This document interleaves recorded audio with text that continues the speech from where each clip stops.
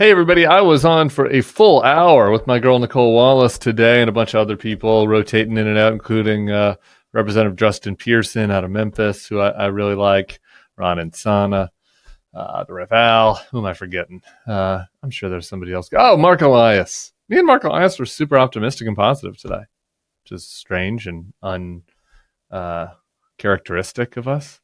Maybe it's just because I'm getting ready for that LSU game tomorrow. I'm just trying to get in the right mind space. Anyway, we talked about the economy a bit with Ron and Sana. I thought that was pretty good. We talked about redistricting and Elias with Elias at the end. But I think the most important part that we talked about at the beginning was the reaction to the events of this week and the issues with our gun culture and the questions around Donald Trump's power grab and attempt to send troops into, I think, what we should now expect is blue cities and red states, because he thinks that will be easier to do. So I had a lot of thoughts on that front. And I think there are a lot of real threats there. I think there are a lot of green shoots, a lot of signs of weakening. Don't get too excited, but like of Trump's ability to just run roughshod over everyone. I think the wheels of that are starting to slow a little bit. That's something to monitor. So anyway, bunch of stuff ahead. Stick around for that. Subscribe to this feed, please. Please subscribe to this feed. We'll see you soon. Tim Miller, I want to bring you into this. I think it was the mayor of Chicago who said in a live press conference there after Donald Trump had threatened to go into Chicago, he said, I think the quote was something like, Chicago will have a crime problem as long as red states have a gun problem. That problem is in our faces as folks in the political arena and as folks in the news business almost every day. Obviously, with the high-profile shooting this week of Charlie Kirk, but on the same day there was the school shooting. Back to school ushers in a tragic season of school shootings, and I wonder what your thoughts are about any opportunity in this moment to include a conversation about guns. Well, I think we have to include a conversation about guns. Whether or not it goes anywhere, I don't know. But this is a uniquely American crisis. It's a uniquely American problem. In some of these cases, gun laws might not have made any additional difference. And in the case in Utah, it was a bolt-action rifle, and it was somebody that's over 21, and they only fired one shot. And I think there's probably a lot of other things about our culture we could get into with that assassination attempt. But a lot of these other ones that has not been the case. And there have been common sense gun laws that could have stopped this. And I think that that there was a period of time in the past where both parties had much more healthy responses to this kind of violence that were politically popular. I mean, the Democrats, I think, were really in the sweet spot when they were talking about supporting more funding for police and simultaneously getting guns out of the hands of criminals, getting guns out of the hands of people who didn't want them. The assault weapons ban, I mean, that's like the 90s Democratic platform that I think was very popular. The Republicans, after the Parkland shooting, it was Rick Scott, who's in the Senate, who passed red flag laws, right? So this isn't that long ago, right? That we had common ground on this, but people have really given up on it. And I think it's because people are so beaten down. I understand why people are beaten down by this. They feel like there's no solution. As you mentioned, I feel like every back to school season brings these ghoulish attacks and these horrible attacks, and you don't want to deal with it, and you don't want to go out there and bang your head against the wall for nothing. But that's like the nature of these kind of political movements. Things take time. And I do think that losing that conversation and immediately after these shootings, not talking about guns and instead talking about rhetoric or, talking about sending the military, right? Like there are all these other issues that are not going to solve the problem that come to the forefront. And I think it's important that we fight against that. Amen. Let me follow up with you though, Tim, about one of the other issues that Trump seems intent on normalizing.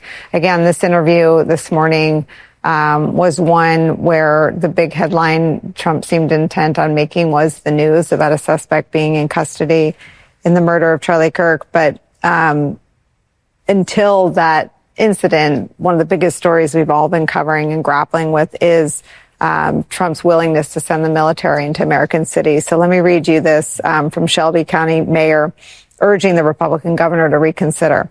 Mayor Harris said local government would welcome federal and state help to fight crime, specifically noting Governor Lee's action sending more state troopers to Memphis. But he continued, to have individuals with military fatigues, semi-automatic weapons, and armored vehicles patrolling our streets is way too far. Anti-democratic and anti-American. I think we're on the brink of something that is going to change all our appreciation for freedoms. The way you can take away democratic liberties is to make sure people don't have a way to protest.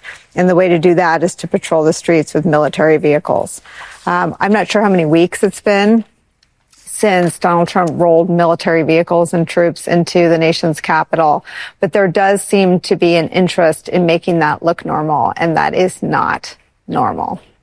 Yeah, it isn't. And a resounding yes and to the mayor there in Memphis, and I'll defer to my co-panelist Representative Pearson on like the details of Memphis, but like at the broadest strokes, it's a similar story, right? And he's discussed sending the troops into my city as well as in New Orleans now, and it's a similar story is playing out that might happen, and it is this authoritarian cosplay, right? It's just like they're putting on costumes and they want to seem tough as part of this slow rolling authoritarian takeover. Like that's what this is all about. It is not about crime. And I think that's just important to say clearly. This is not about solving crime.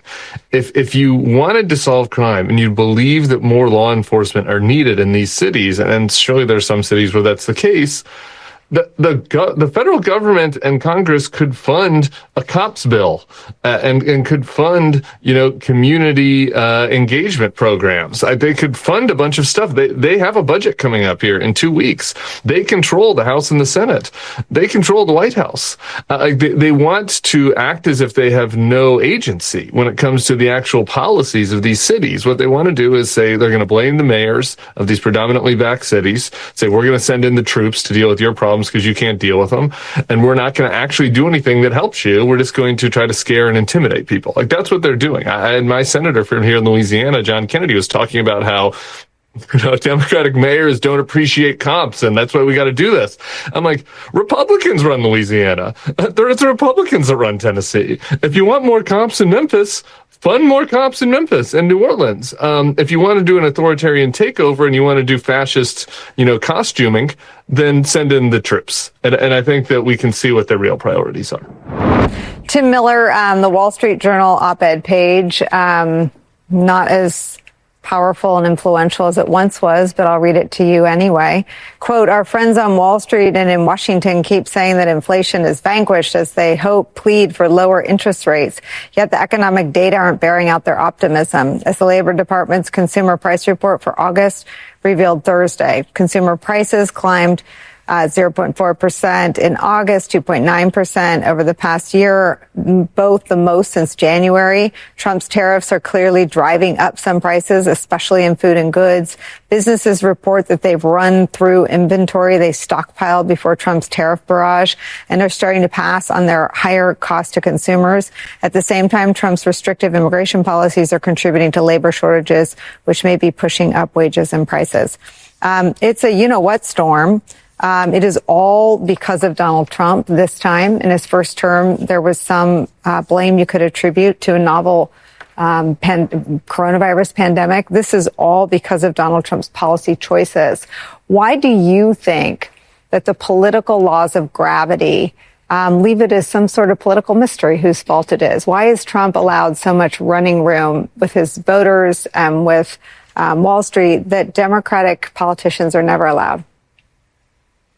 Well, I think that's a question about whether that will bear out over next year. And I think that there's some answers to that. I think that the Democrats, there's a hostility in the business community still among business elites, et cetera, towards Democrats. And they feel like, that whatever they can play ball with Trump, so they think that he's a businessman that they can deal with. And it's all this, I sound ridiculous even kind of defending their point, but I think that is their perspective, right? And I think the question is, will they continue to hold that perspective if it gets worse and worse, right? Because I think the economy is right now bad for in certain sectors. As the caller to Sean Hannity's show mentioned, it's bad in the farm sector. I think it's bad for people on a fixed income, who are still dealing with prices going up. It's bad in certain sectors. But if you're at Wall Street, if you're one of the big tech CEOs, right, like you're not really experiencing any tangible negative consequences at this point yet. And the question is,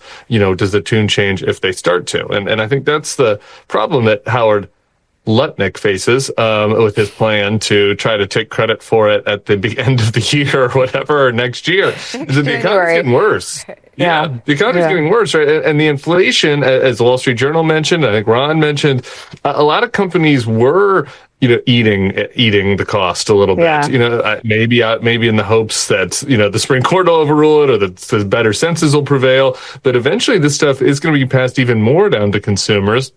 There's nothing else that Trump is doing that is going to help the economy, and none of the rest of the agenda is.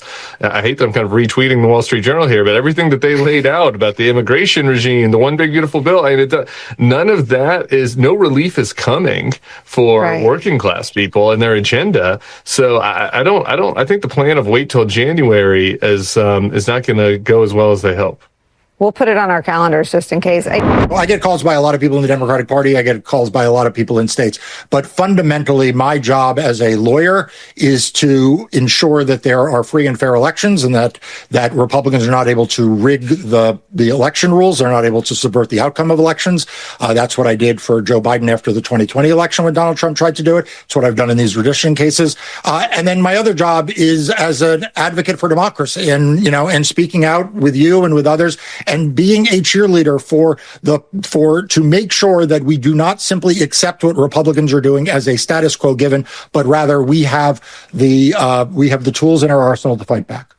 I mean, Tim Miller, this ties directly to your comments at the top of the hour about sort of either the intended effect or the knock-on effect of normalizing tanks in American cities, that it either creates fear that is accepted, creates fear that people grow numb to, and the whole thing is atmospheric leading up to the midterms and potentially the presidential election beyond that.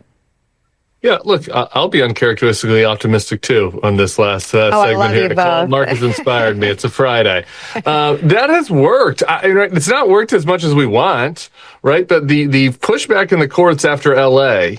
has led to Trump backing off of Chicago. Like at the top of the hour, why are we talking about Memphis? As Rev mentioned at the top, because of pushback in Chicago from community, because of pushbacks in the courts after he invaded LA.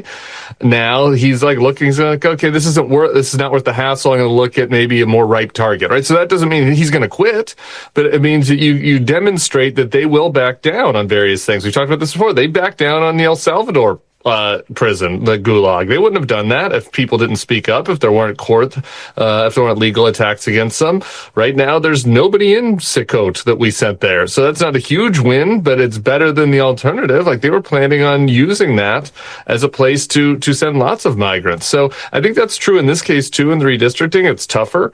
To Mark's point, and I think that Maryland should be doing this. I'll throw out names of a couple states. Illinois should be doing this.